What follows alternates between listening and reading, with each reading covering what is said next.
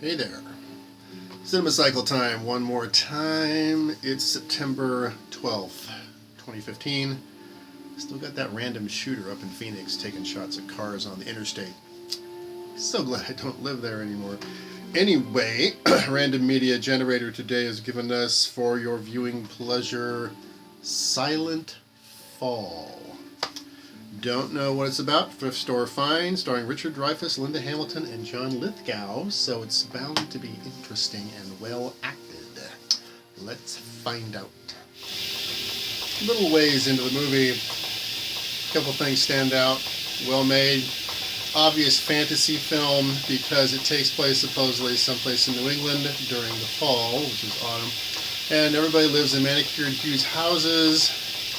No traffic jams, nothing out of the ordinary, almost too perfect an environment, so therefore it's a fantasy. Plot obviously has to deal with a child psychologist trying to solve a murder with the main witness being an autistic child. So far it's competent. Okay, well, Bruce's personal thumbs up, thumbs down here would be a no. This is a good movie, and some people would really enjoy watching it. It's very well done, very lavish on the photography, and very lavish on the shots. A lot of money was spent on the actual imagery here.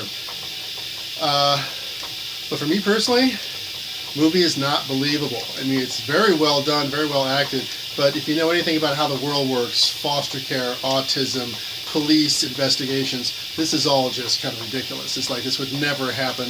The police officer would never be making coffee and drinking it with one of the possible witnesses in the home of the murder while the bodies are still there, that kind of thing.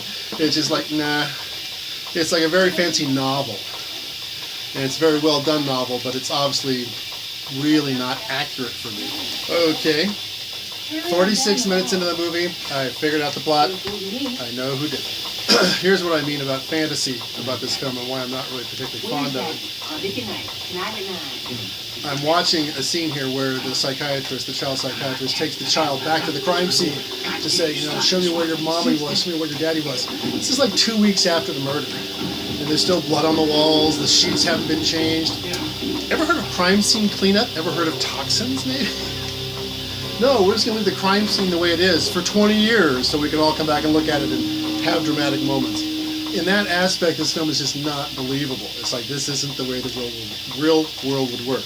That said, though, I gotta admit, the photography is really good. If I was the cinematographer on this film, the director of photography, I would shoot almost every scene the same way as far as camera angle and pan and go.